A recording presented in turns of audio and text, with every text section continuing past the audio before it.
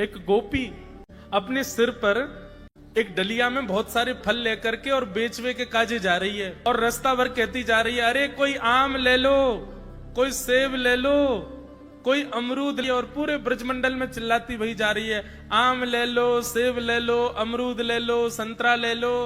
उस स्वर को जब नंद नंदन ने अपने नंद भवन में क्रीड़ा करते हुए श्रवण किया, नन्हे से गोपाल जी हैं, केवल 3 वर्ष की आयु है ठाकुर जी के, मोटे मोटे पाम, मोटे मोटे हाथ, ठाकुर जी को नेक्स सो पेट, बटुआ सो मुंह, और ठाकुर जी क्रीड़ा कर रहे हैं। और क्रीड़ा करते करते तोतली बाणी में यशोदा मैया तक कहने लगे, बोले मैया मैं फल खरीदवे जाऊंगो। मैया बोली, लाला ऐसे ना मिलो करें, फल बेचवे वाले को कछु देनो पड़े, तेरे पास तो कछु है ना है, तू कमावे धमावे तो है ना है, इतना बड़ो है गो, अब वो घर में बैठो रे, 3 वर्ष के ठाकुर जी बस। ठाकुर जी बोले, मैया जे नंद भवन कौन को है? बोले 13 है। लाख गैया कौन की है? बोले जेऊ तेरी है। और ये नंद बाबा कौन को है? बोले येऊ तेरो। और मैया तू कौन की है? बोले मैं भी तेरी हूँ, मैं इतनी सबरी संपत्ति को मालिक हूँ, तू यूं कैसे कह रही है? मैं कछु कमाऊं धमाऊं ना हूं, ये सबरो मेरो ही है मैया। और मैया देख आज मैं तेरे सामने फल खरीद के लाऊंगो। बोली जा, मैं भी तो देखूं कैसे जाएगा। सो ठाकुर जी फल खरीदने के लिए जा रहे हैं नन्हे से ठाकुर जी। और कहाँ लेके जा रहे हैं? बोले जल्दी से जहां पर सारे सामग्रियां रखी जाती हैं, ऐसे सामग्री गृह में गए और वहां से 2 मुट्ठी गेहूं अपने हाथ में भर के, और नन्हे से 3 वर्ष के ठाकुर जी इतने इतने से हाथ ऐसे अंजलि में गेहूं भर के, और ठाकुर जी अपनी मटकीली सी चाल बाकी अदा से उछलते कूदते भय और फल बेचे वाली के पास फल लेवे जा रहे हैं।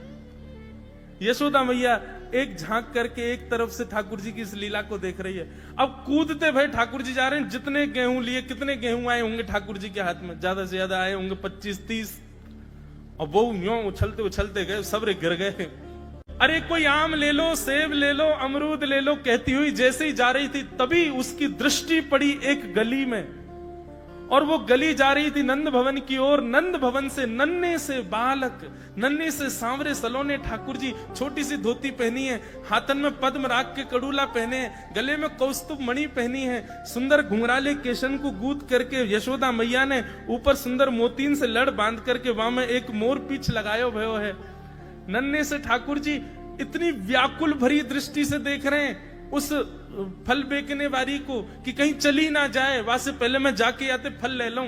ठाकुर जी के उस रूप को देखते ही वो फल बेचने वाली वहीं रुक गई, देखने लगी सुंदर से ठाकुर जी को। ठाकुर जी बाके सामने जाके खड़े है गए, उसने अपने फल की डलिया नीचे रखी, ठाकुर जी फल देख रहे हैं कौन से लेने।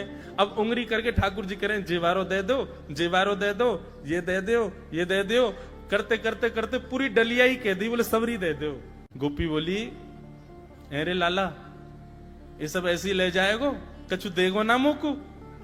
अरे ऐसे ना मिलो करे, कछु देनो पड़े, चल कछु दे मुकू तभी मिलेगी। ठाकुर जी बोले, तो फिर रो काई को रही है, मैं ऐसे थोड़ी लेके जाऊंगा, नंद बाबा को ला लाऊं, मेरी सभी संपत्ति है, मैं अपनी संपत्ति में से कछु हिस्सा तो को दूंगा तब फल लेके जाऊंगा। अच्छा दियो, कहा देगो संपत्ति में? तो जितने गेहूं ठाकुर जी भर के लाए, वहां में से केवल एक बचो ठाकुर जी के हाथ में। और ठाकुर जी मुट्ठी खोल के वो एक गेहूं ले में, और बड़े संकोच वश कि अब एक ही बचो, कहा करूं, ले जी है। उस एक गेहूं के दाने को अपने हाथ में लेकर के कोमल से ठाकुर जी की उस मुखाकृति को देख करके वो फल बेचने वाली की तो सुध बुद्धि चली गई। ठाकुर जी बोली, अरे नजर लगावेगी मुकू, चल जल्दी फल दे दे। बोले फल दे तो दूं, लेके कैसे जाओगे? 4 आम के बराबर के तो तुम स्वयं हो, एक आम के ऊपर एक ऐसे 4 खड़े कर दूं तो इतने बड़े तो तुम खुद ही हो, कैसे लेके जाओगे? ठाकुर जी बोले बड़ी चिंता। तभी गोपी ने की, अच्छा आओ मैं दूं। ठाकुर जी को हाथ पकड़ करके उनकी कारी कमरी खोली, उनकी पीताम्बरी ने ढीली करी, और ठाकुर जी के कछु फल तो कमरिया में बांध दिए, कछु पामन में बांध दिए, कछु हाथन में बाजूबंद बना के बांध दिए, कछु गरे में लटकाए दिए, ऐसे कपड़ान में फल भर भर के ठाकुर जी के पूरे अंग में फल लटका दिए। अब ठाकुर जी को पेट तो है गयो ऐसो, यहाँ ते कमर निकल रही है, पीछे ते निकल रहा है, पीछे बस्ता की तरह वहां में कपड़ा में फल बंधे भये हैं, हाथन में बाजूबंद में भी केला आदि आदि सब बंधे भये हैं। और ऐसे ठाकुर जी मटकते भये, उछलते भये, और बड़ो श्रम है रोए, उठा नहीं पा रहे पाम को, इतना भारी है गयो पाम।